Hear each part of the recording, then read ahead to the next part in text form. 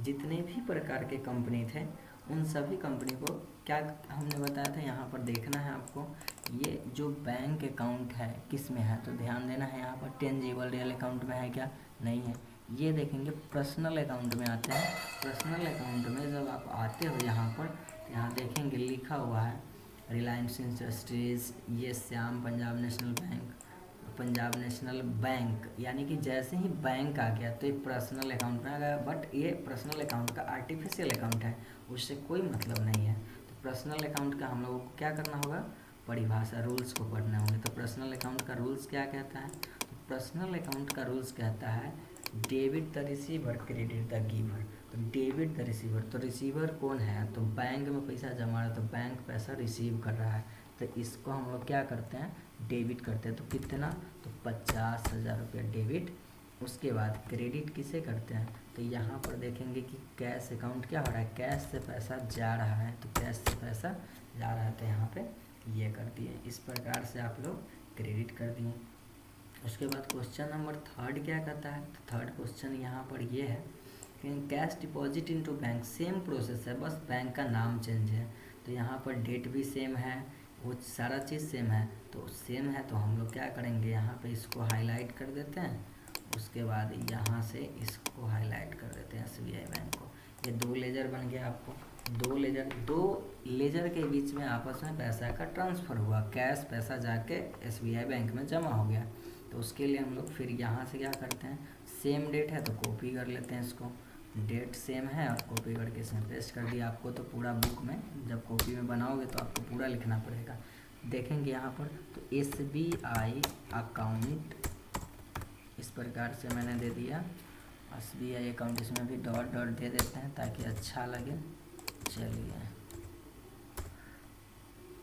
SBI account, और एक दूसरा लेजर है कैश अकाउंट, कैश अकाउंट। चलिए कैश अकाउंट के लिए हमको क्या करना है, तो क्वेश्चन नंबर 3 है। अब SBI में पैसा जमा हो रहा है, आप जमा हो रहा है तो जब रिसीव हो रहा हो पैसा तो क्या करना था, डेबिट करना था। उसके बाद यहाँ पर जो है कैश से पैसा जा रहा है तो यहाँ पे वही 50,000 जो अमाउंट है वो क्रेडिट के रूप में दिख रहा है। चलिए उसके बाद तीसरा के बाद चौथा नंबर क्वेश्चन क्या कर रहा है, तो चौथा नंबर क्वेश्चन को देखते हैं। Cash transfer into SBI account, SBI to bank, cash transfer, यहाँ पे लिखा हुआ है ट्रांसफ़र इनटू, सॉरी मैं यहाँ कैश के जगह अमाउंट का मेंशन कर देता हूँ, अमाउंट ट्रांसफ़र, क्योंकि अमाउंट ज़्यादा अच्छा लगेगा। Amount transfer into SBI to Bank of Baroda, Bank of Baroda RS 25,000, 13 तारीख की डेट में क्या हो रहा है, SBI से जो पैसा है बैंक ऑफ बड़ौदा में ट्रांसफ़र हो रहा है। तो बैंक ऑफ बड़ौदा में जब पैसा ट्रांसफ़र हो रहा है तो 2 अकाउंट को यहाँ भी क्या करेंगे, हाईलाइट करेंगे, एक SBI के अकाउंट को और एक बैंक ऑफ बड़ौदा के अकाउंट को। तो यहाँ से दोनों लेजर हाईलाइट हो गए। अब इस लेजर को यहाँ पर पेस्ट कराते हैं, देखिएगा किस प्रकार से हम लोग इसका जो है मेंशन करेंगे, तो ये आपको ध्यान देना है। चलिए सीखते हैं फिर इसको। एक था SBI अकाउंट, SBI अकाउंट से पैसा, सॉरी SBI अकाउंट में बैंक ऑफ बड़ौदा, बड़ौदा लिखा था, बड़ौदा, बैंक ऑफ बड़ौदा। तो इसको भी आपको क्या करोगे, बोर्ड लिखा रहा है बड़ौदा करना है, बड़ौदा। चलिए क्वेश्चन नंबर 4, यहाँ पर SBI से पैसा क्या हुआ, बैंक ऑफ बड़ौदा के अकाउंट में ट्रांसफ़र हुआ है। अकाउंट में जब ट्रांसफ़र हो रहा हो तो कोई दिक्कत नहीं है, आप यहाँ पे क्या करोगे, तो यहाँ पे लिखोगे SBI से पैसा ट्रांसफ़र हो रहा है, तो दोनों पर्सनल अकाउंट का ही भाग है, और जब दोनों पर्सनल अकाउंट का भाग है तो एक देने वाला और एक लेने वाला। तो SBI से पैसा ट्रांसफ़र हो रहा है बैंक ऑफ बड़ौदा में, तो SBI का जो पैसा है वो क्या हो रहा है, बैंक ऑफ बड़ौदा में जा रहा है। तो बैंक ऑफ SBI अकाउंट क्या हो जाएगा, क्रेडिट। तो क्रेडिट कितना हो रहा है, तो 25,000, तो यहाँ पर 25,000 लिखें। उसके बाद इसमें क्या हो रहा है, तो इसमें आपका बैंक ऑफ बड़ौदा में पैसा डेबिट हो रहा है, तो कितना हो रहा है, तो 25,000 हो रहा है। इस प्रकार से आप चौथा नंबर क्वेश्चन को देख लिया। पाँचवा नंबर क्वेश्चन को देखते हैं। पाँचवा नंबर क्वेश्चन क्या कह रहा है? पाँचवा नंबर क्वेश्चन कहता है कंप्यूटर परचेज 25,000 ऑन कैश। तो यहाँ परचेज अकाउंट लिखेंगे। कंप्यूटर का जो चर्चा है वो नरेशन में करेंगे। तो नरेशन क्या होता है और सभी का हम भाग देखेंगे आगे भी। आपको बहुत सारे प्रकार से जनरल एंट्री देखना, आगे भी देखना है। तो यहाँ पर कंप्यूटर परचेज किया जा रहा है, तो परचेज और एक जो है कैश, तो कैश में परचेज किया जा रहा है। तो परचेज कौन से हिस्से से आता है तो थोड़ा सा देखना है। तो हम लोग डेट यहाँ सबसे पहले डेट ले लेते हैं। डेट है 15 तारीख की डेट है। तो 15/4/2020। यहाँ पर एक जो है परचेज अकाउंट है, तो परचेज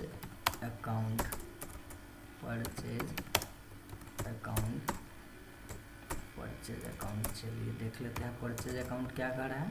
तो परचेज का पाँचवा नंबर क्वेश्चन है, परचेज अकाउंट क्या है। तो परचेज अकाउंट को आपको समझना है। तो कैश आप जान रहे हैं कि कैश रियल का पार्ट है, और कैश में जब भी डेबिट व्हाट कम्स इन और क्रेडिट व्हाट गोज आउट, तो यहाँ पर आपको जो है रियल अकाउंट का परिभाषा पढ़ लेना है कैश के लिए। तो जैसे ही डेबिट व्हाट कम्स इन और क्रेडिट व्हाट गोज आउट, तो जब परचेज करेंगे तो वस्तु आ रहा है, तो वस्तु आ रहा है, तो जितना का वस्तु आ रहा है उतना का आपका जो है 25,000 का, तो 25,000 रुपया का परचेज आ रहा है। तो परचेज अकाउंट डेबिट, उसके बाद कैश अकाउंट 25,000 क्या हो जाएगा क्रेडिट। तो इस प्रकार से आप कैश अकाउंट को क्या कर देते हैं क्रेडिट कर देते हैं। जब परचेज होता है तो आपको हमेशा ध्यान रखना है कि परचेज जब भी आप करते हो तो आपका कैश जो है जाता है और परचेज करने के अगेंस्ट में आपके पास सामान आता है। तो debit what comes in credit what goes out का रूल्स पढ़ेंगे तो आपको समझ में आ जाएगा। उसके बाद अगला क्वेश्चन क्या कहता है। तो अगला क्वेश्चन है आपका यहाँ से नेक्स्ट जो क्वेश्चन बन रहा है, machinery purchase from Shri Ram traders RS 70,000 रुपया ऑन क्रेडिट। क्रेडिट मतलब उधार में सामान खरीदा जा रहा हो। तो यहाँ पर एक अकाउंट जो है परचेज का हो गया, चलिए एक अकाउंट किसका हो गया परचेज का, और यहाँ पर ऑन क्रेडिट है। तो क्रेडिट जब भी होगा तो दुकानदार का नाम लिखना पड़ता है, कैश और क्रेडिट नहीं लिखेंगे। तो यहाँ जिससे हमको पता चलेगा कि श्री राम के पास मेरा कितना का बकाया है। तो चलिए ध्यान देते हैं। तो ये आपका जो है परचेज और एक जो है श्री राम, तो श्री राम ट्रेडर्स का अकाउंट आपको जो है मेंटेन करना पड़ेगा। डेट हम लोग लिखेंगे, पहले लिख लेते हैं परचेज अकाउंट और दूसरा श्री राम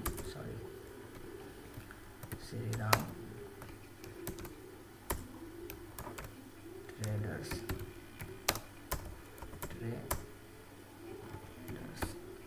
अब छठा नंबर क्वेश्चन था, श्री राम ट्रेडर्स के यहाँ से परचेज किया जा रहा है। तो परचेज कर रहे हैं, तो परचेज में क्या, तो परचेज जब करेंगे तो परचेज के लिए जितना का परचेज कर रहे हैं 70,000 का, तो परचेज किए तो वस्तु तो आ रही है, बट ये जो है हमारा एक सैलरी क्रेडिटर भी उत्पन्न हो रहा है। तो यहाँ पर परचेज अकाउंट डेबिट और 70,000 रुपया का जो है श्री राम अकाउंट में क्रेडिट। तो ये आपसे पैसा लेगा, जब जिस समय लेगा तो हम देख लेंगे। ये क्वेश्चन के बाद नेक्स्ट जो आपका क्वेश्चन बनता है उस क्वेश्चन को भी हम लोग देख लेते हैं।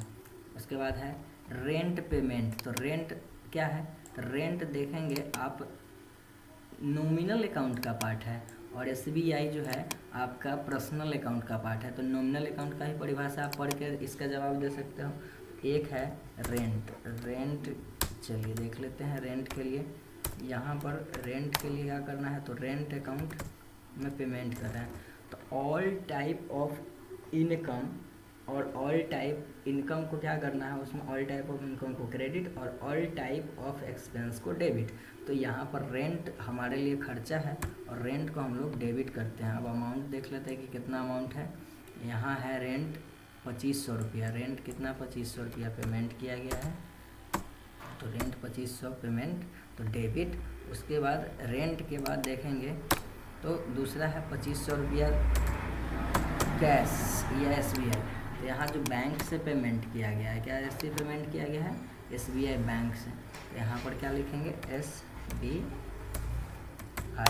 अकाउंट। उसके बाद नेक्स्ट जो क्वेश्चन था बेजेज पेमेंट है। तो बेजेज पेमेंट, तो बेजेज का एक लेजर तैयार कर लेते हैं बेजेज अकाउंट। उसके बाद बेजेज अकाउंट के बाद और दूसरा बेसिस किस चीज़ से पेमेंट किया गया है, तो कैश में पेमेंट किया